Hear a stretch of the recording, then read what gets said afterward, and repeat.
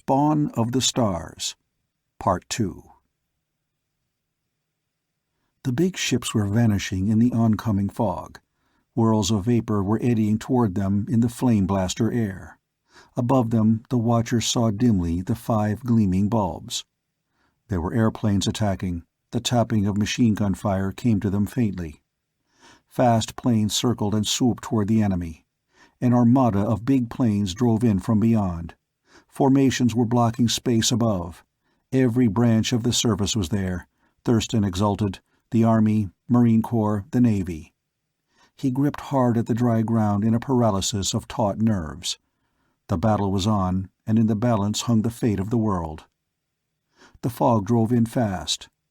Through straining eyes he tried in vain to glimpse the drama spread above. The world grew dark and gray. He buried his face in his hands. And again came the thunder.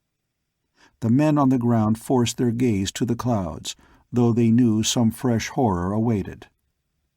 The fog clouds reflected the blue terror above. They were riven and torn, and through them black objects were falling. Some blazed as they fell. They slipped into unthought maneuvers.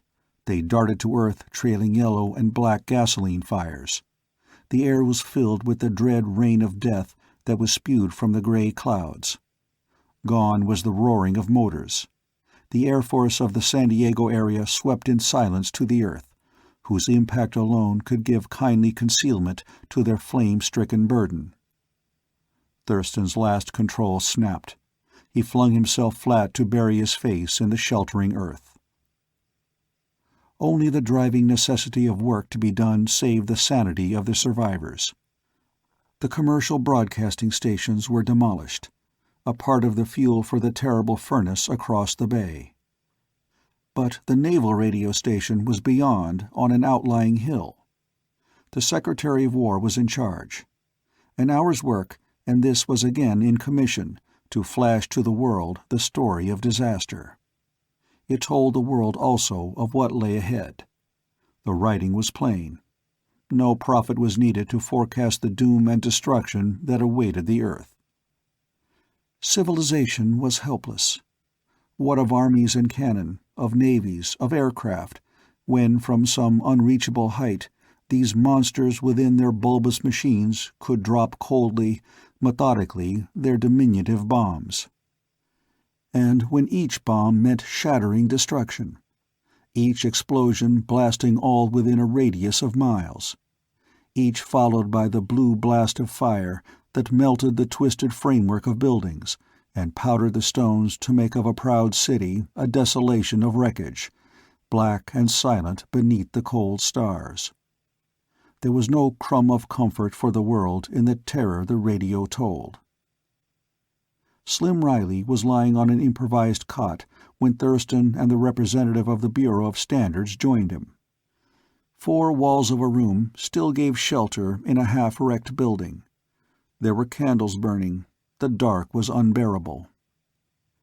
"Sit down," said McGregor quietly. "We must think." "Think?" Thurston's voice had an hysterical note. "I can't think. I mustn't think. I'll go raving crazy."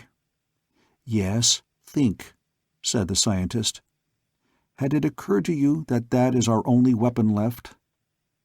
We must think. We must analyze. Have these devils a vulnerable spot? Is there any known means of attack? We do not know. We must learn. Here in this room we have all the direct information the world possesses of this menace.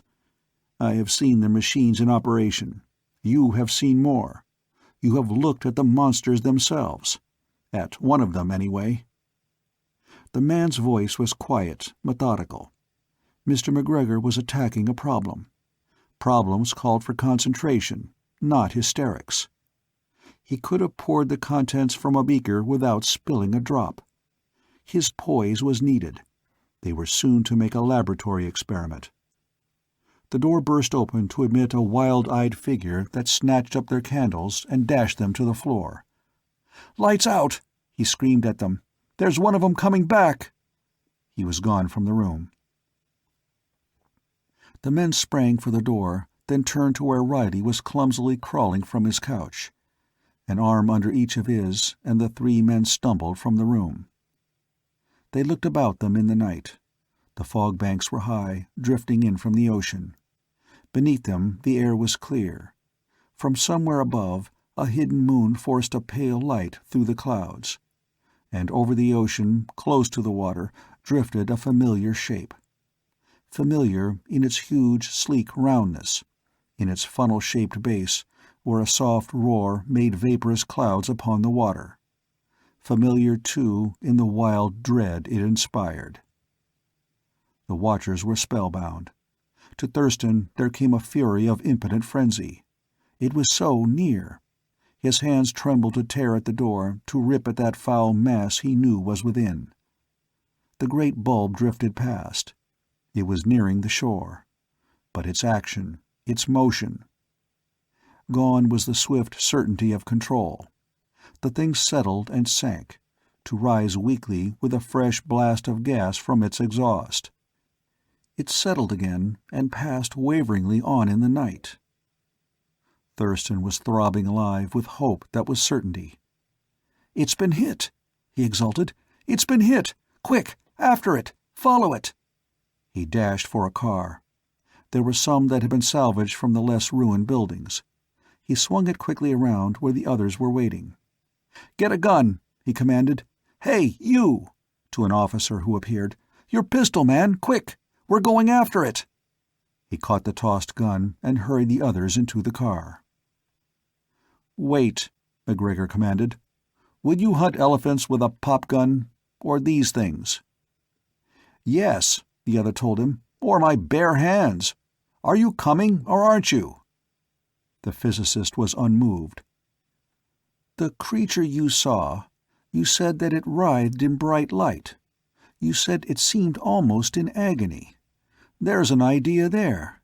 Yes, I'm going with you, but keep your shirt on and think." He turned again to the officer. "We need lights," he explained. "Bright lights. What is there? Magnesium? Lights of any kind?" "Wait." The man rushed off into the dark.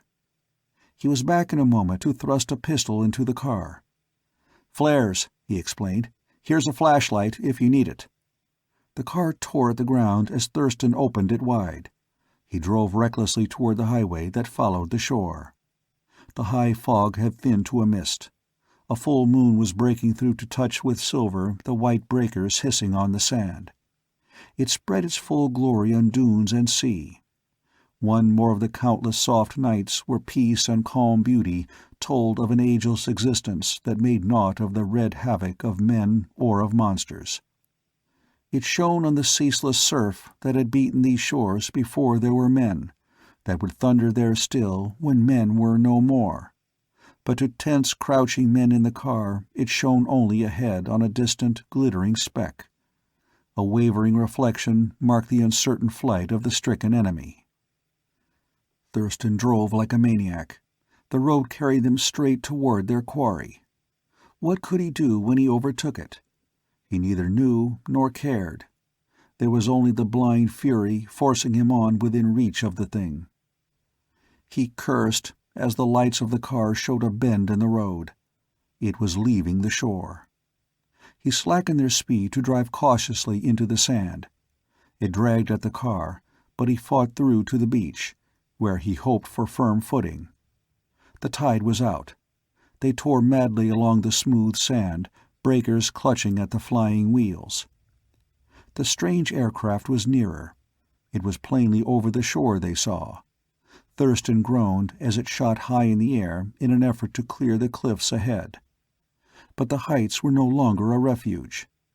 Again it settled. It struck on the cliff to rebound in a last futile leap. The great pear-shape tilted, then shot end over end to crash hard on the firm sand. The lights of the car struck the wreck, and they saw the shell roll over once. A ragged break was opening. The spherical top fell slowly to one side. It was still rocking as they brought the car to a stop. Filling the lower shell, they saw dimly, was a mucus-like mass that seethed and struggled in the brilliance of their lights. McGregor was persisting in his theory. "Keep the lights on it," he shouted. "It can't stand the light." While they watched, the hideous, bubbling beast oozed over the side of the broken shell to shelter itself in the shadow beneath. And again Thurston sensed the pulse and throb of life in the monstrous mass. He saw again in his rage the streaming rain of black airplanes. He saw, too, the bodies, blackened and charred as they saw them when they first tried rescue from the crashed ships. The smoke clouds and flames from the blasted city, where people, his people, men and women and little children, had met terrible death. He sprang from the car. Yet he faltered with a revulsion that was almost a nausea. His gun was gripped in his hand as he ran toward the monster. "Come back!" shouted McGregor. "Come back! Have you gone mad?" He was jerking at the door of the car. Beyond the white funnel of their lights, a yellow thing was moving. It twisted and flowed with incredible speed 100 feet back to the base of the cliff. It drew itself together in a quivering heap. An outthrusting of rock threw a sheltering shadow. The moon was low in the west. In the blackness, a phosphorescence was apparent. It rippled and rose in the dark with the pulsing beat of the jelly-like mass. And through it were showing 2 disks. Gray at first, they formed to black, staring eyes. Thurston had followed. His gun was raised as he neared it. Then out of the mass shot a serpentine arm. It whipped about him, soft, sticky, viscid, utterly loathsome. He screamed once it had clung to his face, then tore savagely and in silence at the encircling folds. The gun! He ripped a blinding mask from his face and emptied the automatic in a stream of shots straight toward the eyes. And he knew as he fired that the effort was useless. To have shot at the milky surf would have been as vain. The thing was pulling him irresistibly. He sank to his knees. It dragged him over the sand. He clutched at a rock. A vision was before him. The carcass of a steer, half absorbed and still bleeding on the sand of an Arizona desert. To be drawn to the smothering embrace of that glutinous mass, for that monstrous appetite. He tore afresh at the unyielding folds, then knew McGregor was beside him. In the man's hand was a flashlight. The scientist risked his life on a guess. He thrust the powerful light into the clinging serpent. It was like the touch of hot iron to human flesh. The arm struggled and flailed in a paroxysm of pain. Thurston was free. He lay gasping on the sand. But McGregor. He looked up to see him vanish in the clinging ooze. Another thick tentacle had been projected from the main mass to sweep like a whip about the man. It hissed as it whirled about him in the still air. The flashlight was gone. Thurston's hand touched it in the sand. He sprang to his feet and pressed the switch. No light responded. The flashlight was out, broken. A thick arm slashed and wrapped about him. It beat him to the ground. The sand was moving beneath him. He was being dragged swiftly, helplessly, toward what waited in the shadow. He was smothering. A blinding glare filled his eyes. The flares were still burning when he dared look about. McGregor was pulling frantically at his arm. "Quick! Quick!" he was shouting. Thurston scrambled to his feet. One glimpse he caught of a heaving yellow mass in the white light. It twisted in horrible convulsions. They ran stumblingly, drunkenly, toward the car. Riley was half out of the machine. He had tried to drag himself to their assistance. "I couldn't make it," he said. "Then I thought of the flares." "Thank heaven," said McGregor with emphasis. "It was your legs that were paralyzed, Riley, not your brain." Thurston found his voice. "Let me have that very pistol. If light hurts that damn thing, I'm going to put a blaze of magnesium into the middle of it if I die for it." "They're all gone," said Riley. "Then let's get out of here. I've had enough. We can come back later on." He got back of the wheel and slammed the door of the sedan. The moonlight was gone. The darkness was velvet just tinged with the gray that precedes the dawn. Back in the deeper blackness at the cliff base, a phosphorescent something wavered and glowed. The light rippled and flowed in all directions over the mass. Thurston felt, vaguely, its mystery. The bulk was a vast, naked brain. Its quiverings were like visible thought waves. The phosphorescence grew brighter. The thing was approaching. Thurston let in his clutch, but the scientist checked him. "Wait!" he implored. "Wait! I would miss this for the world!" He waved toward the east, where far distant ranges were etched in palest rose. "We know less than nothing of these creatures, in what part of the universe they are spawned, how they live, where they live. Saturn, Mars, the Moon. But we shall soon know how one dies." The thing was coming from the cliff. In the dim grayness it seemed less yellow, less fluid. A membrane enclosed it. It was close to the car. Was it hunger that drove it, or cold rage for these puny opponents? The hollow eyes were glaring. A thick arm formed quickly to dart out toward the car. A cloud, high above, caught the color of approaching day. Before their eyes, the vile mass pulsed visibly. It quivered and beat. Then, sensing its danger, it darted like some headless serpent for its machine. It massed itself about the shattered top to heave convulsively. The top was lifted, carried toward the rest of the great metal egg. The sun's first rays made golden arrows through the distant peaks. The struggling mass released its burden to stretch its vile length toward the dark caves under the cliffs. The last sheltering fog veil parted. The thing was halfway to the high bank when the first bright shaft of direct sunlight shot through. Incredible in the concealment of night, the vast protoplasmic pod was doubly so in the glare of day. But it was there before them, not 100 feet distant, and it boiled in vast, tortured convulsions. The clean sunshine struck it, and the mass heaved itself into the air in a nauseous eruption, then fell limply to the earth. The yellow membrane turned paler. Once more the staring black eyes formed to turn hopelessly toward the sheltering globe. Then the bulk flattened out on the sand. It was a jelly-like mound, through which trembled endless quivering palpitations. The sun struck hot, and before the eyes of the watching, speechless men was a sickening, horrible sight. A festering mass of corruption. The sickening yellow was liquid. It seethed and bubbled with liberated gases. It decomposed to purplish fluid streams.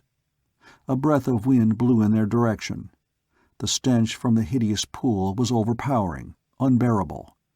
Their heads swam in the evil breath. Thurston ripped the gears into reverse, nor stopped until they were far away on the clean sand. The tide was coming in when they returned. Gone was the vile putrescence. The waves were lapping at the base of the gleaming machine. "We'll have to work fast," said McGregor.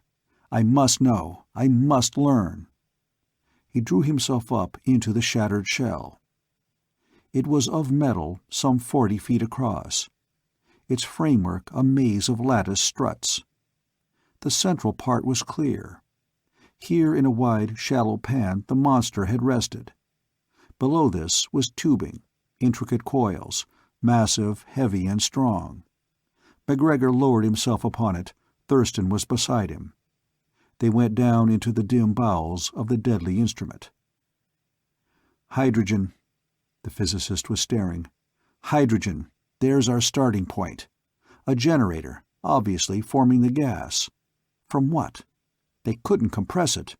They couldn't carry it or make it. Not the volume that they evolved. But they did it. They did it." Close to the coils a dim light was glowing. It was a pinpoint of radiance in the half-darkness about them. The two men bent closer. "See," directed McGregor. "It strikes on this mirror. Bright metal and parabolic. It disperses the light, doesn't concentrate it. Ah, here is another and another. This one is bent, broken. they're adjustable. Micrometer accuracy for reducing the light. This last one could reflect through this slot. It's the light that does it, Thurston. It's the light that does it. Does what? Thurston had followed the other's analysis of the diffusion process. The light that would finally reach that slot would be hardly perceptible. It's the agent, said McGregor.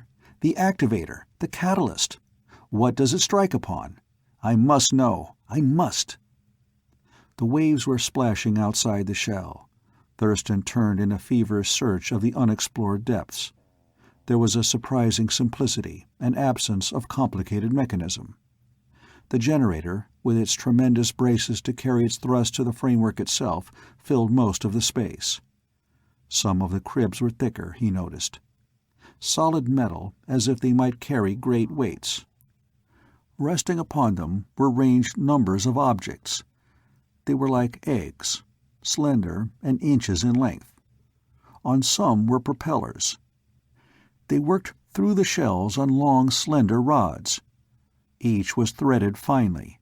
An adjustable arm engaged the thread. Thurston called excitedly to the other. "Here they are," he said. "Look! Here are the shells. Here's what blew us up." He pointed to the slim shafts with their little propeller-like fans. "Adjustable, see? Unwind in their fall. Set 'em for any length of travel. Fires the charge in the air. That's how they wiped out our air fleet." There were others without the propellers. They had fins to hold them nose downward. On each nose was a small rounded cap. "Detonators of some sort," said McGregor. "We've got to have one. We must get it out quick. The tide's coming in." He laid his hands upon one of the slim, egg-shaped things. He lifted, then strained mightily. But the object did not rise. It only rolled sluggishly.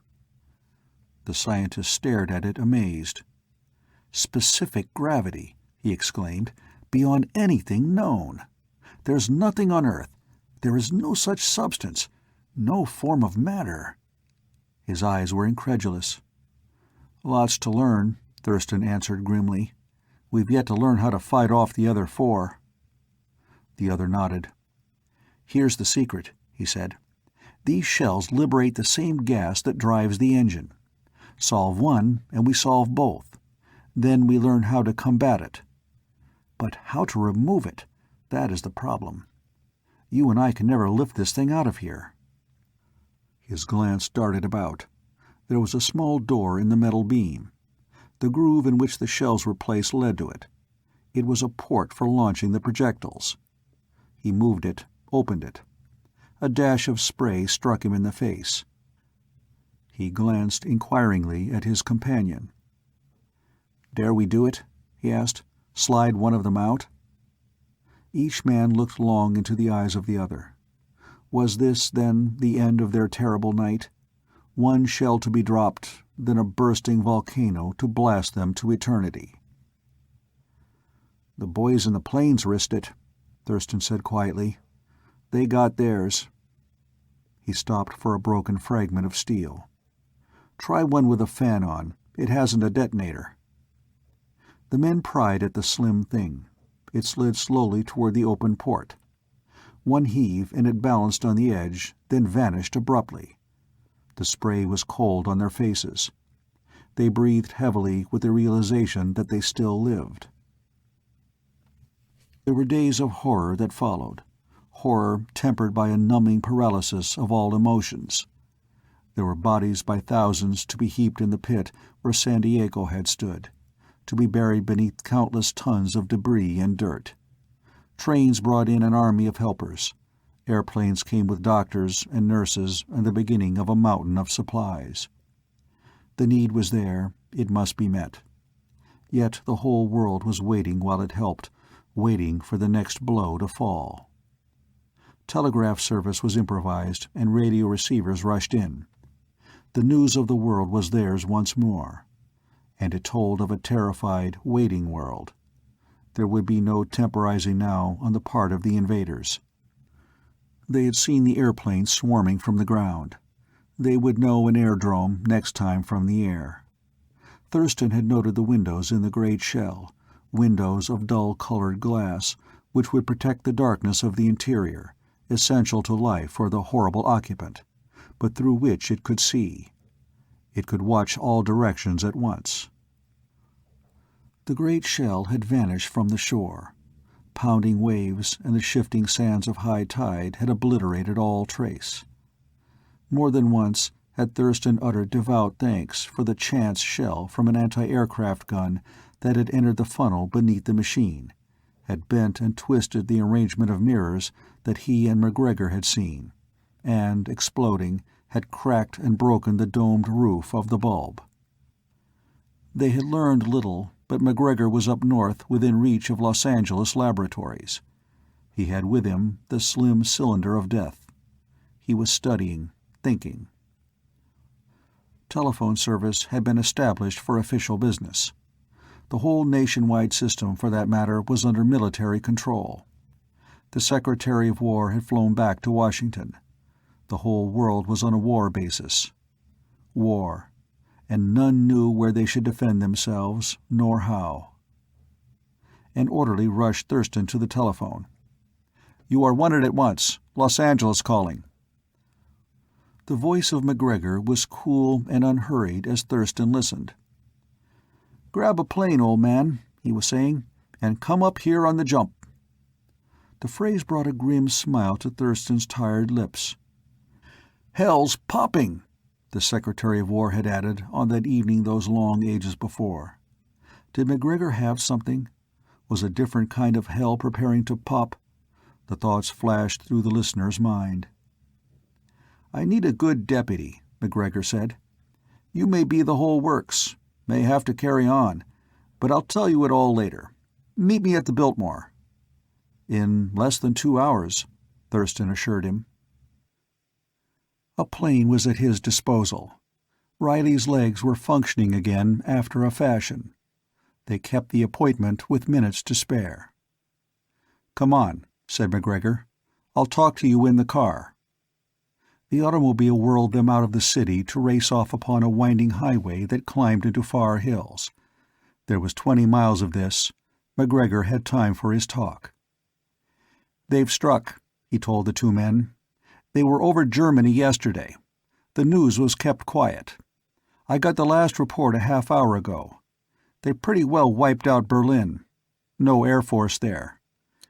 France and England sent a swarm of planes from the reports. Poor devils. No need to tell you what they got. We've seen it firsthand. They headed west over the Atlantic, the 4 machines. Gave England a burst or two from high up, paused over New York, then went on. But they're here somewhere, we think. Now listen. How long was it from the time when you saw the first monster until we heard from them again?" Thurston forced his mind back to those days that seemed so far in the past. He tried to remember. 4 days, broke in Riley. "It was the 4th day after we found the devil feeding." "Feeding," interrupted the scientist. "That's the point I'm making. 4 days. Remember that. And we knew they were down in the Argentine 5 days ago. That's another item kept from an hysterical public. They slaughtered some thousands of cattle. There were scores of them found where the devils, I'll borrow Riley's word, where the devils had fed. Nothing left but hide and bones. And mark this, that was 4 days before they appeared over Berlin. Why? Don't ask me. Do they have to lie quiet for that period miles up there in space? God knows. Perhaps. These things seem outside the knowledge of a deity. But enough of that. Remember, 4 days. Let us assume that there is this 4 days waiting period. It will help us to time them. I'll come back to that later. Here's what I've been doing. We know that light is a means of attack. I believe that the detonators we saw on those bombs merely opened a seal in the shell and forced in a flash of some sort. I believe that radiant energy is what fires the blast. What is it that explodes? Nobody knows. We have opened the shell, worked in the absolute blackness of a room 100 feet underground. We found in it a powder, 2 powders to be exact. They are mixed. One is finely divided, and the other rather granular. Their specific gravity is enormous, beyond anything known to physical science, unless it would be the hypothetical neutron masses we think are in certain stars. But this is not matter as we know matter. It is something new. Our theory is this. The hydrogen atom has been split, resolved into components, not of electrons and the proton centers, but held at some halfway point of decomposition. Matter composed only of neutrons would be heavy beyond belief. This fits the theory in that respect. But the point is this. When these solids are formed, they are dense. They represent a cubic centimeter, possibly a cubic mile of hydrogen gas under normal pressure. That's a guess, but it will give you the idea. Not compressed, you understand, but all the elements present in other than elemental form for the reconstruction of the atom, for a million billions of atoms. Then the light strikes it. These dense solids become instantly a gas, miles of it held in that small space. There you have it, the gas, the explosion, the entire absence of heat, which is to say its terrific cold when it expands. Slim Riley was looking bewildered but game. "Sure, I saw it snow," he affirmed. "So I guess the rest must be okay. But what are we going to do about it? You say light kills 'em and fires their bombs. But how can we let light into those big steel shells, or the little ones either?" "Not through those thick walls," said McGregor. "Not light. One of our anti-aircraft shells made a direct hit. That might not happen again in a million shots. But there are other forms of radiant energy that do penetrate steel." The car had stopped beside a grove of eucalyptus. A barren, sun-baked hillside stretched beyond. McGregor motioned them to alight. Riley was afire with optimism. "And do you believe it?" he asked eagerly. "Do you believe we've got 'em licked?" Thurston, too, looked into McGregor's face. Riley was not the only one who needed encouragement, but the gray eyes were suddenly tired and hopeless. "You ask what I believe," said the scientist slowly. "I believe we are witnessing the end of the world, our world of humans, their struggles, their grave hopes and happiness and aspirations." He was not looking at them. His gaze was far off in space. "Men will struggle and fight with their puny weapons, but these monsters will win, and they will have their way with us. Then more of them will come. The world, I believe, is doomed." He straightened his shoulders. "But we can die fighting," he added, and pointed over the hill. "Over there," he said, "in the valley beyond, is a charge of their explosive and a little apparatus of mine. I intend to fire the charge from a distance of 300 yards. I expect to be safe, perfectly safe. But accidents happen. In Washington, a plane is being prepared. I have given instructions through hours of phoning. They are working night and day. It will contain a huge generator for producing my ray.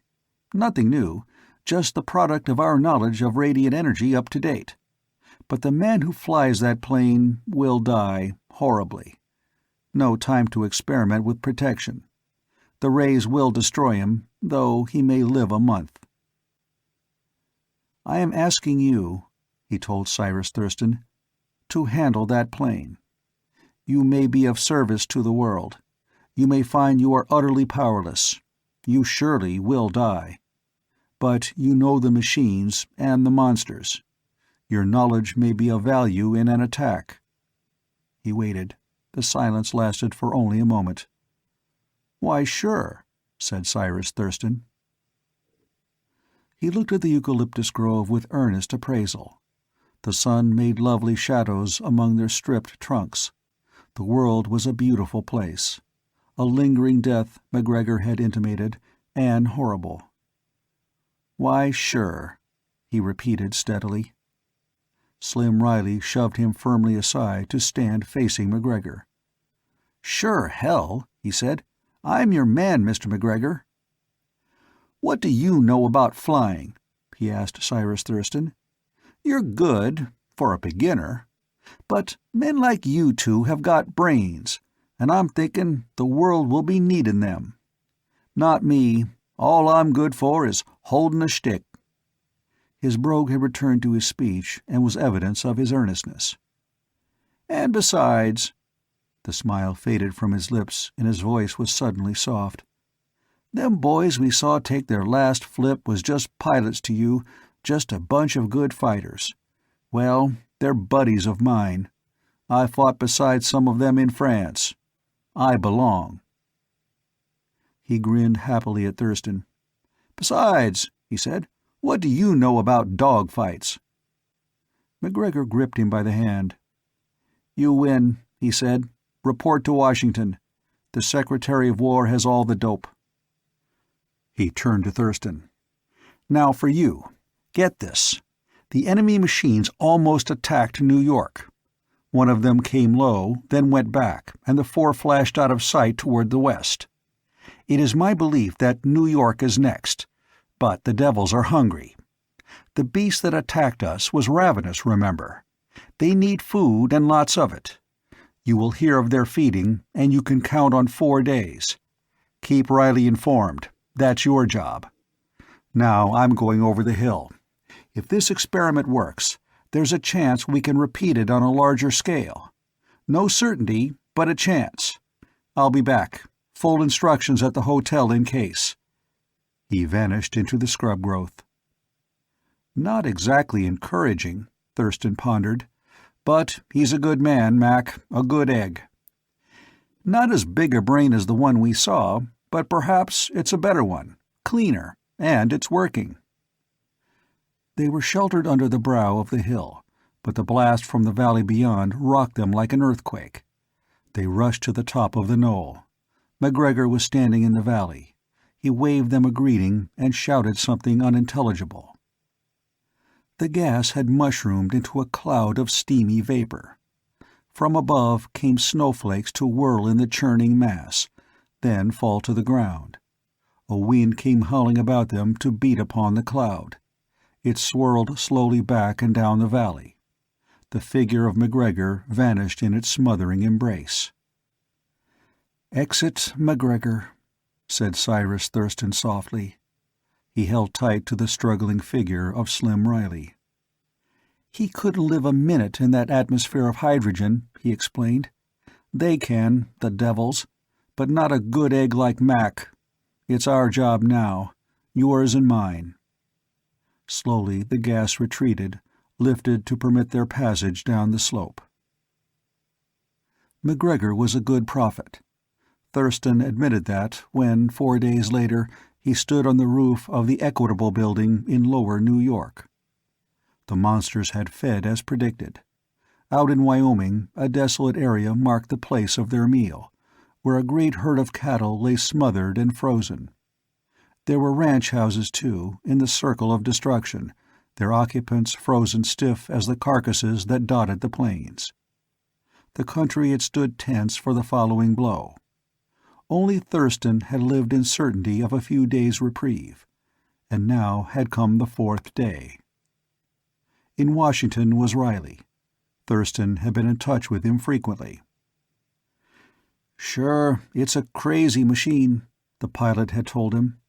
"And 'tis not much I think of it at all. Neither bullets nor guns, just this big glass contraption and speed. She's fast, man, she's fast. But it's little hope I have." And Thurston, remembering the scientist's words, was heartless and sick with dreadful certainty. There were aircraft ready near New York. It was generally felt that here was the next objective. The enemy had looked it over carefully. And Washington, too, was guarded. The nation's capital must receive what little help the aircraft could afford. There were other cities waiting for destruction. If not this time, later. The horror hung over them all. The 4th day. and Thurston was suddenly certain of the fate of New York. He hurried to a telephone. Of the Secretary of War he implored assistance. "Send your planes," he begged. "Here's where we will get it next. Send Riley. Let's make a last stand, win or lose." "I'll give you a squadron," was the concession. "What difference whether they die there or here?" The voice was that of a weary man, weary and sleepless and hopeless. "Goodbye, Cy, old man." The click of the receiver sounded in Thurston's ear. He returned to the roof for his vigil. To wait, to stride nervously back and forth in impotent expectancy. He could leave, go out into open country, but what were a few days, or months, or a year, with this horror upon them? It was the end. MacGregor was right. Good old Mac. There were airplanes roaring overhead. It meant— Thurston abruptly was cold. A chill gripped at his heart. The paroxysm passed. He was doubled with laughter. Or was it he who was laughing? He was suddenly buoyantly carefree. Who was he that it mattered? Cyrus Thurston, an ant, and their ant-hill was about to be snuffed out. He walked over to a waiting group and clapped one man on the shoulder. "Well, how does it feel to be an ant?" he inquired, and laughed loudly at the jest. "You and your millions of dollars, your acres of factories, your steamships, railroads." The man looked at him strangely and edged cautiously away. His eyes, like those of the others, had a dazed, stricken look. A woman was sobbing softly as she clung to her husband. From the streets far below came a quavering shrillness of sound. The planes gathered in climbing circles. Far on the horizon were 4 tiny, glinting specks. Thurston stared until his eyes were stinging.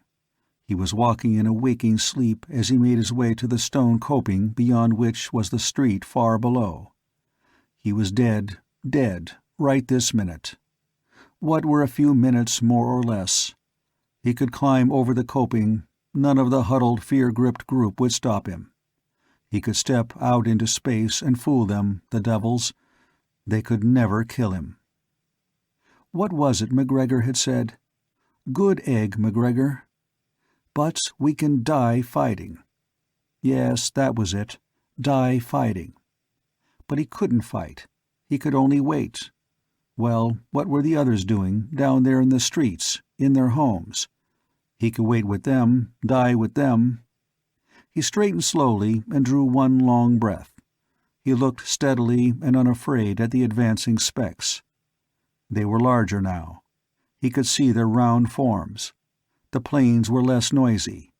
They were far up in the heights, climbing.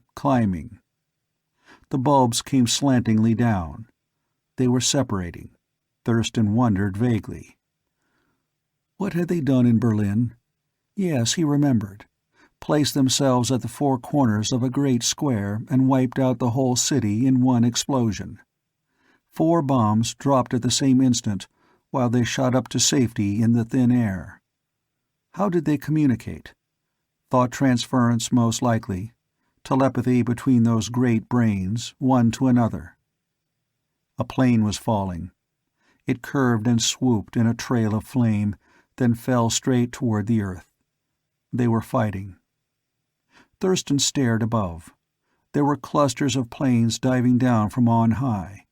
Machine guns stuttered faintly. Machine guns. Toys. Brave, that was it. We can die fighting. His thoughts were far off. It was like listening to another's mind. The air was filled with swelling clouds. He saw them before the blast struck where he stood. The great building shuddered at the impact. There were things falling from the clouds, wrecks of planes, blazing and shattered. Still came others. He saw them faintly through the clouds. They came in from the west. They had gone far to gain altitude. They drove down from the heights. The enemy had drifted. They were over the bay. More clouds, and another blast thundering at the city. There were specks, Thurston saw, falling into the water. Again the invaders came down from the heights where they had escaped their own shattering attack. There was the faint roar of motors behind from the south. The squadron from Washington passed overhead. They surely had seen the fate that awaited, and they drove on to the attack, to strike at an enemy that shot instantly into the sky, leaving crashing destruction about the torn dead. "Now," said Cyrus Thurston aloud. The big bulbs were back. They floated easily in the air, a plume of vapor billowing beneath. They were ranging to the four corners of a great square. One plane only was left, coming in from the south, a lone straggler late for the fray. One plane. Thurston's shoulders sagged heavily. All they had left. It went swiftly overhead. It was fast, fast. Thurston suddenly knew. It was Riley in that plane. "Go back, you fool!" He was screaming at the top of his voice. "Back! Back, you poor damned decent Irishman!" Tears were streaming down his face. His buddies, Riley had said, and this was Riley, driving swiftly in, alone, to avenge them. He saw dimly as the swift plane sped over the first bulb, on and over the second. The soft roar of gas from the machines drowned the sound of his engine. The plane passed them in silence to bank sharply toward the third corner of the forming square. He was looking them over, Thurston thought, and the damn beasts disregarded so contemptible an opponent. He could still leave. "For God's sake, Riley, beat it! Escape!" Thurston's mind was solely on the fate of the lone voyager, until the impossible was borne in upon him. The square was disrupted. 3 great bulbs were now drifting. The wind was carrying them out toward the bay. They were coming down in a long, smooth descent. The plane shot like a winged rocket at the 4th great shining ball. To the watcher, aghast with sudden hope, it seemed barely to crawl. The ray! The ray! Thurston saw as if straining his eyes had pierced through the distance to see the invisible. He saw from below the swift plane, the streaming, intangible ray. That was why Riley had flown closely past and above them. The ray poured from below. His throat was choking him, strangling.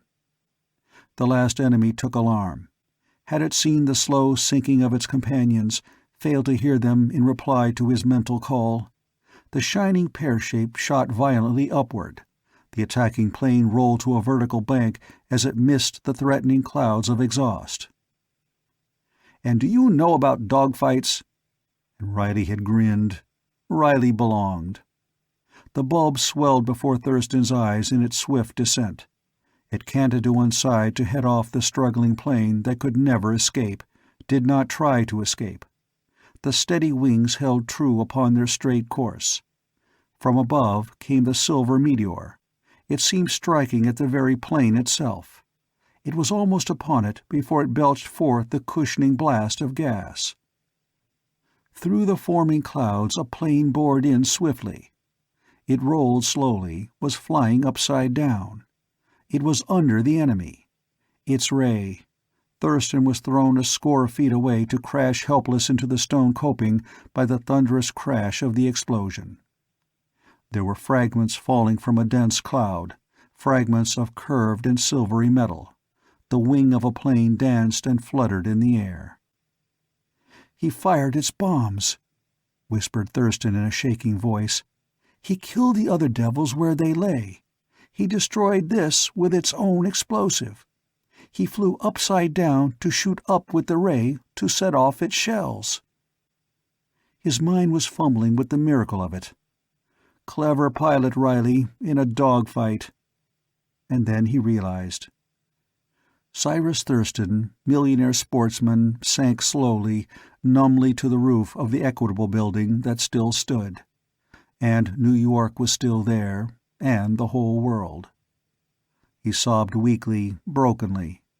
Through his dazed brain flashed a sudden, mind-saving thought. He laughed foolishly through his sobs. "And you said he'd die horribly, Mac, a horrible death." His head dropped upon his arms, unconscious and safe, with the rest of humanity.